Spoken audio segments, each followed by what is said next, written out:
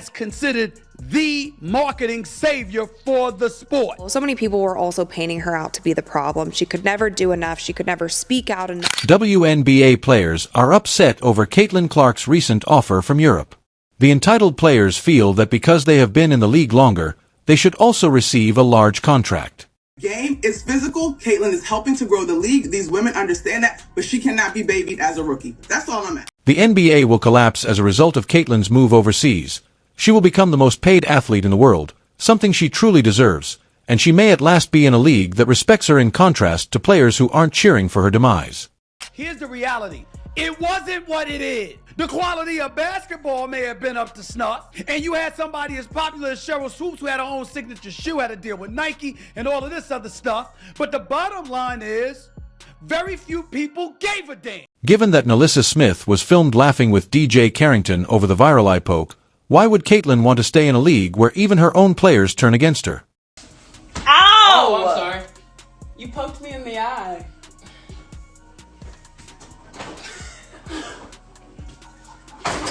You did. I did not poke you. Did you do it on purpose? I did not poke you in the eye. That's Caitlin's own teammate. DJ Carrington asked, "Did you do it on purpose mimicking Caitlin?" While her own team hasn't shown any signs of supporting Caitlin, instead, they have been posting highlights of Smith's season. Caitlin has even more reason to leave now that it's obvious the opposition players don't want her in the league, and now that her own teammates are making fun of her, she should accept the EuroLeague offer and leave the WNBA, pleading for her to return. I wonder if Caitlin, in every post-game press conference, she came out and talked about the kind of hateful comments that she was getting. If she came out and told everybody the reason why she has personal security that goes with her every single place, it's a lot. And so it's not just Caitlin Clark fans or Indiana Fever fans. It is not all going in one direction. Caitlin Clark's contract with a European team isn't just another move. It's a clear indication of the disparity between opportunities available for some WNBA players and those who can command attention overseas. However, why does this particular move cause so much emotion within the league? Caitlin, who recently made the transition to professional basketball, has managed to attract international attention that players who have been in the league for years haven't been able to achieve. Asa Wilson, one of the biggest names in women's basketball, hasn't received the kind of offers that Caitlin has. Just saying it wasn't to the degree of Caitlin Clark being on that basketball court and people watching her, but nevertheless, rising tide lifts all. A'ja Wilson has long felt that being the league's MVP should entail more than just a title. In her opinion, MVP status should automatically come with the best opportunities in terms of contracts and recognition.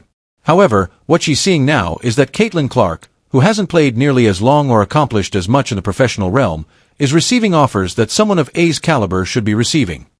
A lot of people that laid the groundwork that deserve shine as well.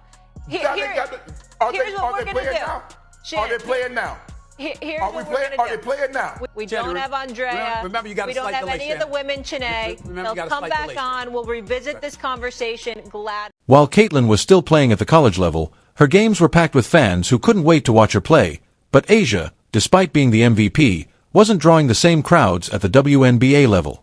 This highlights the harsh reality that skill and accomplishment don't always equal financial reward in the WNBA, which is why A'ja's frustration goes deeper.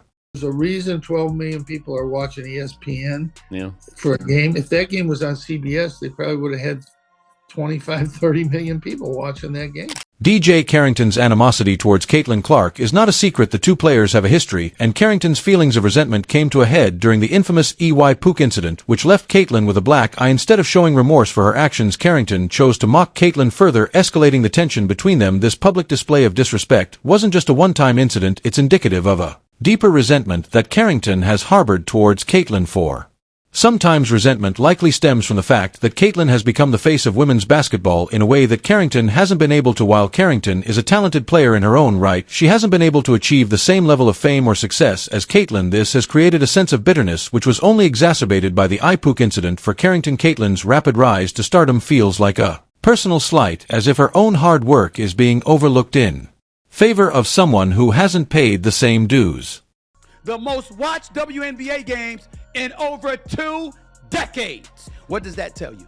That tells you that before Caitlin Clark came along, it wasn't nearly as popular. It doesn't mean it wasn't growing in popularity over the last 2 to 3 years. But 3 years ago, WNBA was an afterthought. The most concerning aspect of Carrington's actions is that, rather than offering an apology for Caitlyn's injury, Carrington made light of it, mocking Caitlyn in a way that suggests she enjoys seeing her suffer. This kind of behavior goes beyond professional rivalry. It's personal, and it's something that Caitlyn has had to deal with throughout her time in the WNBA. Nalissa Thomas has sided with DJ Carrington in their shared animosity towards Caitlin Clark. This is shocking, especially coming from someone who should be a professional athlete. Racism has been impacting the WNBA well before this year. This is not a new thing. Sure. This is, and in that way, I do think Caitlyn's being used as a pawn. Caitlyn didn't bring racism to the WNBA. This has been happening. Caitlyn's injury wasn't just an accident on the court. It became a symbol of the animosity she faces from players like Nalissa and Carrington. The WNBA is meant to be a place where players support one another and work together to elevate the league, but instead she's facing open animosity from her peers. This creates a toxic environment where players are not only competing against one another, but actively working to tear each other down. All I gotta say is she's lucky this UConn team isn't healthy.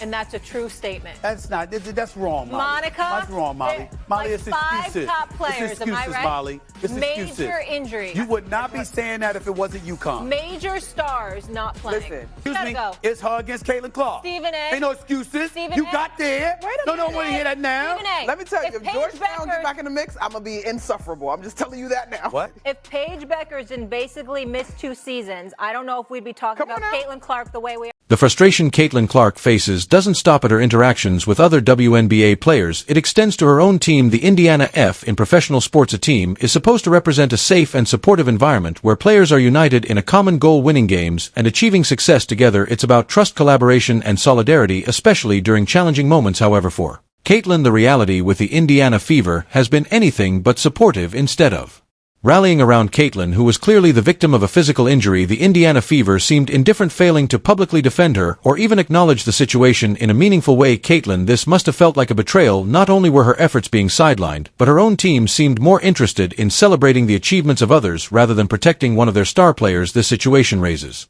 important questions about the internal dynamics of the team. If a player like Caitlin, who has brought so much attention and value to the WNBA, isn't getting the backing of her teammates and coaching staff, it signals a much deeper issue. A team is supposed to create a bond that supports players both on and off the court, but in this case Caitlin's teammates and staff have chosen to remain silent or focus on other players, which sends a clear message that her personal well-being and contributions to the team don't carry as much weight as they should. The lack of support Caitlin experienced isn't just about a single incident. It speaks to a larger issue within the team culture. For any athlete, especially someone of Caitlin's caliber, feeling isolated or unprotected by your own team can be emotionally. A lot of this noise came by people that were sitting on this network. They tried to minimize her, said, well, you giving her all this credit. What about the women that came before her? What the women came before her, what they did cannot be taken away. That ain't got nothing to do with Caitlin. In addition to making Caitlin wonder if the WNBA and, in particular, the Indiana Fever are the best places for her to continue her career.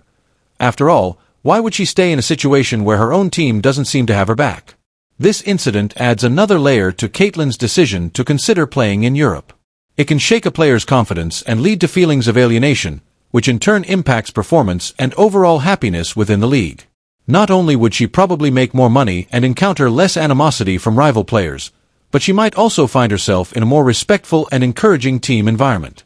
European leagues are renowned for providing their top players with the resources and support they require to succeed, so Caitlin's lack of support from the Indiana Fever might be the last push she needs to relocate abroad.